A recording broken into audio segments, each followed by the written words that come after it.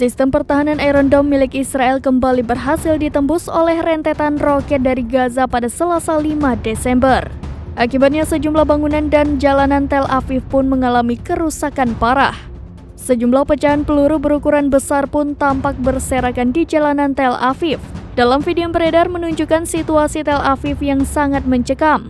Seluruh mobil di jalanan di wilayah itu juga tampak berhenti. Bahkan tampak seseorang mencoba berlindung dengan bersujud di tepi jalan saat sirine peringatan meraung-raung.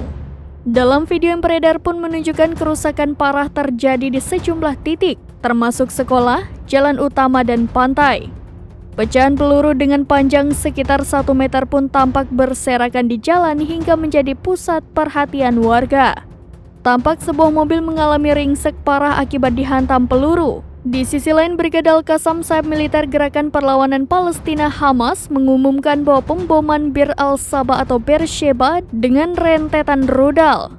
Serangan itu dinyatakan sebagai respon atas pembantaian yang dilakukan pendudukan Israel terhadap warga sipil di jalur Gaza.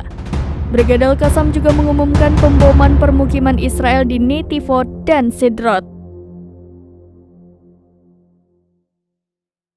Download Tribun X sekarang, menghadirkan lokal menjadi Indonesia.